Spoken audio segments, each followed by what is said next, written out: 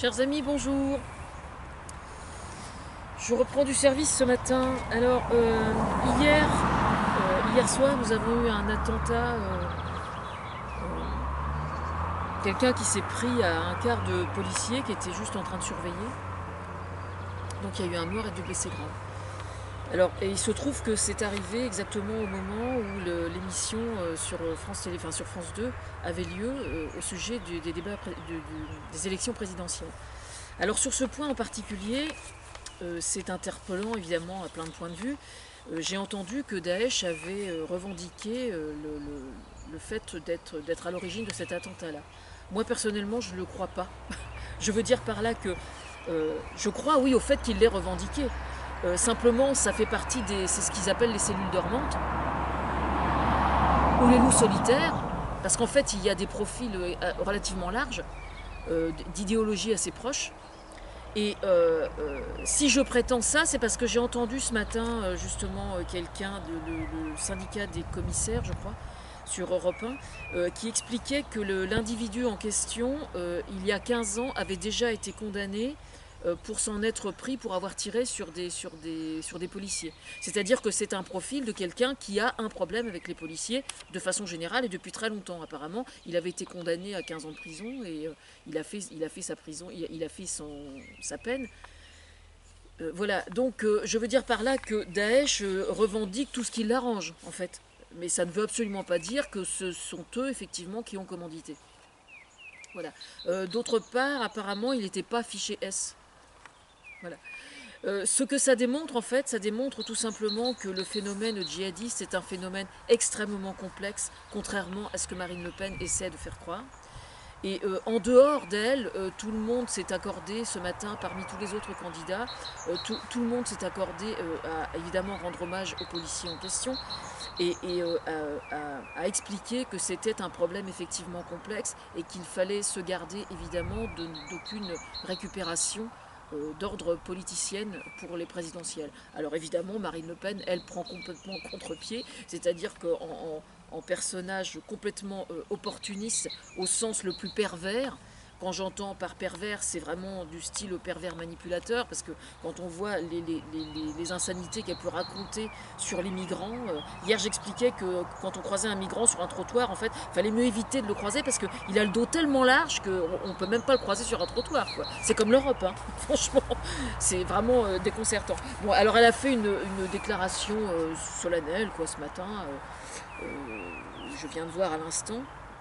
Alors elle prétend qu'elle pourra empêcher les attentats. Alors déjà, quand on prétend une chose pareille, c'est vraiment absolument incroyable d'être malhonnête à ce point-là, parce qu'elle l'a déclaré ça, hein, ce qui est absolument impossible. Je tiens juste à rappeler que parmi les djihadistes, il y a des jeunes de culture judéo-chrétienne, des bons petits cathos même aussi, hein, qui se font enrôler par ces gens-là, parce que ce sont des gens qui pratiquent, qui sont à la tête qui sont dans une démarche qui est parfaitement assimilable aux dérives sectaires et qui n'ont que très peu de choses à voir avec l'islam en fait. Mais il se trouve que Marine Le Pen, évidemment, ne l'entend pas sous cet angle parce qu'elle est complètement incompétente sur le sujet. Alors je sais, aujourd'hui, parmi le bilan de François Hollande, pendant son mandat, on lui reproche justement de ne pas avoir su je ne parle pas de sécurité là, mais de ne pas être efficace en ce qui concerne le protocole qui a été mis en place pour faire face au djihadisme, pour le traiter vraiment sur l'individu, sur ceux qui sont condamnés. Sur ce plan-là, moi j'ai fait diverses propositions depuis le début. Je pense que certaines ont été suivies et j'en ai fait d'autres encore récemment quand j'ai appris justement que le bilan était négatif. J'ai d'autres idées qui me sont venues et moi je suis tout à fait partante pour continuer à travailler sur le sujet. Ça me dérange absolument pas. Je n'ai pas à expliquer de quelles idées il s'agit particulièrement ici parce que ça ne regarde pas le grand public. Voilà. Alors, en fait, ce qui se passe aujourd'hui avec Marine Le Pen, c'est qu'il y a 25 ou 27 prix Nobel d'économie qui se sont attelés à son programme économique au sujet des présidentielles et ils ont tous démonté complètement ces théories qui sont juste d'une part complètement stupides, deuxièmement quasiment criminel pour notre pays, quoi, parce que c'est juste passer la totalité de l'économie aux destructeurs de documents, quoi. Bon, on le sait. D'autre part, il faut quand même trouver 60 milliards pour sortir de l'Europe. Je ne sais pas où est-ce qu'elle a l'intention de les trouver. Je rappelle aussi qu'il y a 70% des Français qui se disent attachés à l'Europe et attachés à l'euro. Déjà là, c'est pareil, ça tient pas la route. En fait, la seule ossature qui reste à ses yeux encore viable au sein du Front National, enfin, comme argument électoral, on va dire, c'est uniquement la répression. Donc en fait, moi je vais vous raconter un truc. Quand il y avait eu les attentats de Nice, c'était quelque chose d'absolument terrifiant, bien évidemment. Donc j'étais comme tout le monde en état de choc. Et le lendemain matin, il se trouve qu'il y a un journaliste, elle revenait de je ne sais plus où, il y a un journaliste qui l'a interrogé, mais entre deux portières. C'est-à-dire que c'était pas un rendez-vous pris avec une radio, c'était vraiment à l'arrache, comme on dit vulgairement, quoi. Et donc on lui a demandé son sentiment. Et là, elle a souri. Voilà. Marine Le Pen souriait. Le lendemain de l'attentat de Nice, Marine Le Pen souriait. C'est ce qu'on appelle un acte manqué. C'est-à-dire que ça trahissait complètement le fait qu'en fait, elle était ravie. Elle était ravie parce que elle, c'est son matériau. C'est avec ça qu'elle vit. C'est avec ça que se maintient le Front National. Dans la réalité, ils n'ont que ça. Voilà. Ça, c'est la vérité. Hein. D'accord ? Bon. Donc plus de répression parce qu'elle est incapable de faire autre chose, en fait.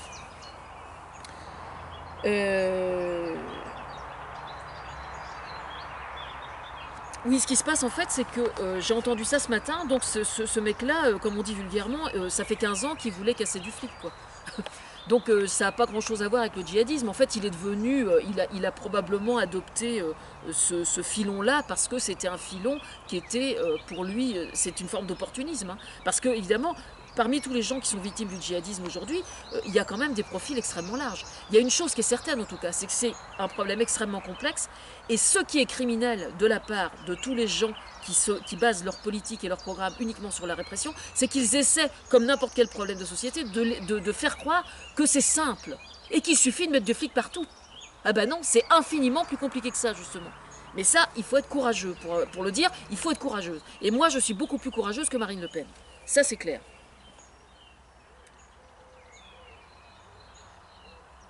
Benoît Hamon a dit la démocratie ne peut pas être empêchée par le terrorisme. Ben non, non, effectivement. Moi j'ai travaillé, je me suis réveillée à 3 heures cette nuit et j'ai commencé à travailler à 3 heures du matin. J'ai travaillé sur le Front National et sur la récupération politique justement qui allait venir. Donc j'ai bien travaillé. Alors, distribuer des tracts en disant hier à Paris, demain dans Lyon, donc je suppose que c'est parce qu'il y a dans Lyon, oui, c'est dans Lyon qu'il y avait eu quelqu'un qui avait résidé là-bas, et donc on soupçonne toujours, on essaie toujours de faire monter le fait que ça présente des dangers, etc. Mais à chaque meeting du Front National, il y a quand même des échauffourées, d'une part, et il y a surtout toute la mouvance qui tourne autour du Front National sur le plan idéologique, c'est-à-dire la bande à Soral, mais tout ce qui suit Soral, etc. Et tous ces gens-là essaient de venir au meeting de Marine Le Pen. Et donc, il y a les gardes du corps et le service d'ordre de Marine Le Pen qui leur disent gentiment ben, vous savez bien qu'on est de votre côté, mais il ne faut pas qu'on vous voit devant les caméras, quoi. Hein.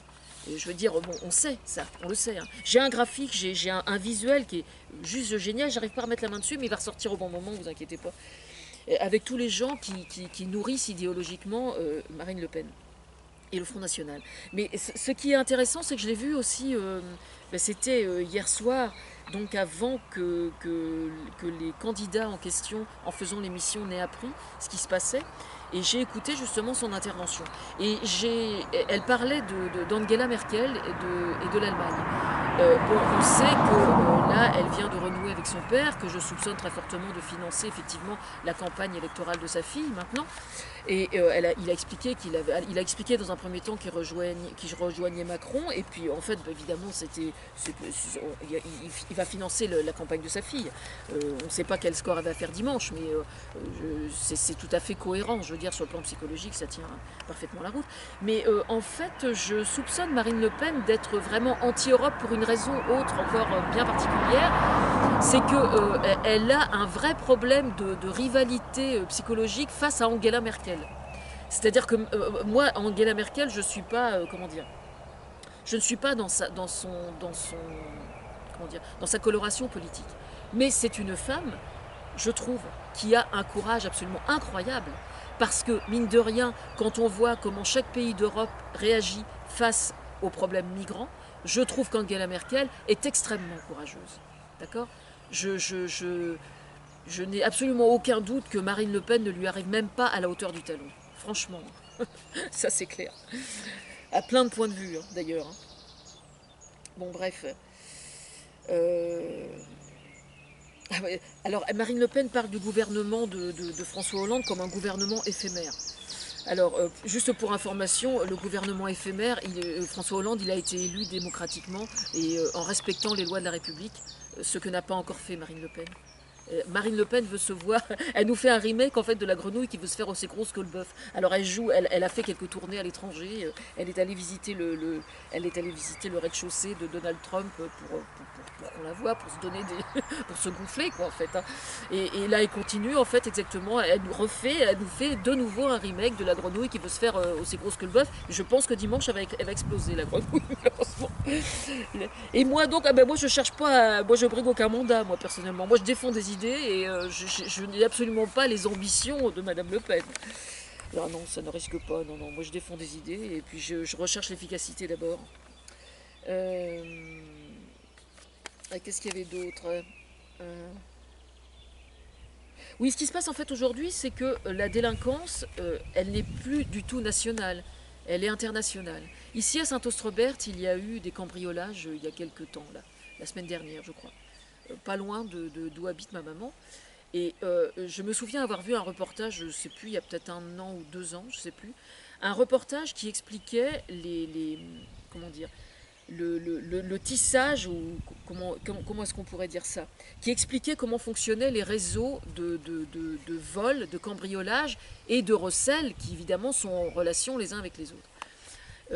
Alors moi, j'avais expliqué ça parce que pour moi c'est un des arguments principaux au sujet de l'Europe, en laquelle je crois profondément, c'est que justement pour garantir notre sécurité, il est plus important que jamais d'accepter la notion d'Europe, qu'il faut revoir par certains côtés, sur ce point il n'y a absolument aucun doute, je suis la première à le reconnaître, précisément parce que c'est en augmentant la coopération entre chaque État qu'on pourra lutter le plus efficacement possible contre les réseaux de pédophilie, contre les réseaux de proxénétisme, contre les réseaux de vol et de recel, etc. etc.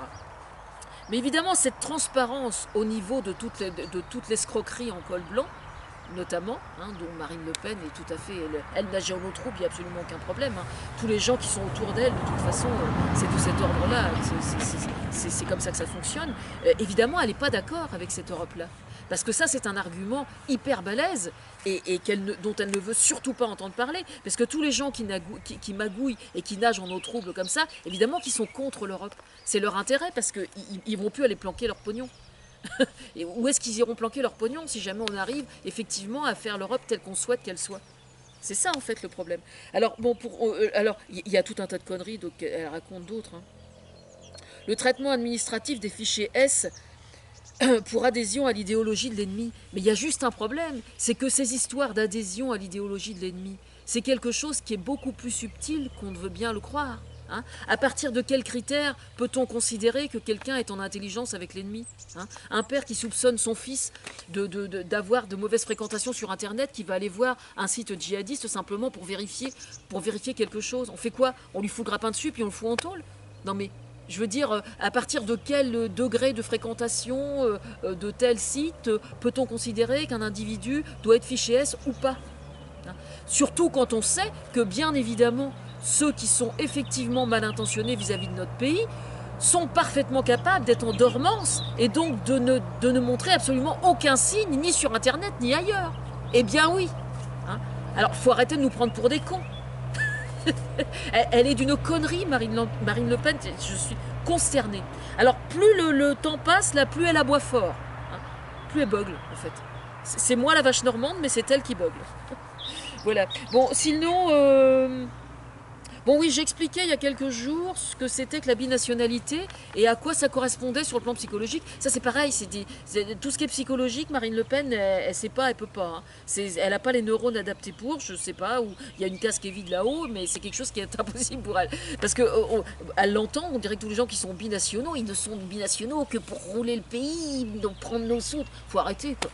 C'est juste des gens qui sont de la deuxième ou troisième génération et puis qui n'ont pas tout à fait coupé les racines culturelles avec leur pays d'origine. Et alors, la belle affaire. Je veux dire, moi je suis normande, je vais peut-être aller habiter ailleurs, je vais garder des racines avec ma région. Je connais des tas de gens qui sont noirs, qui gardent des racines. J'entendais, je ne sais plus de quel film c'était dernièrement, ça ne me revient pas, la promotion pour un film, et on dit à une jeune noire, t'es d'où? Et elle répond, bah de Sarcelles. Ben oui, tout simplement. Je veux dire que l'origine d'une personne peut être extrêmement variée selon son caractère, selon le fait qu'elle va être plus ou moins penchée vers ses racines ou pas. Moi, je connais des gens qui sont émigrés de la seconde génération, qui sont polonais, je ne citerai personne, et qui n'ont jamais cherché à savoir ou à connaître quoi que ce soit de leurs origines, parce qu'ils s'en foutent. Il y a plein de gens comme ça qui s'en foutent de leurs origines. Ils sont dans le présent, ils sont dans les projets, ils sont dans le futur, ils ont des amis, ils ont une famille, et puis ils ne sont pas attachés à leur culture d'origine. Chacun est libre de l'être ou de ne pas l'être. Il y a des gens qui sont un peu plus, et puis voilà. Cette femme est toxique, moi je vous le dis.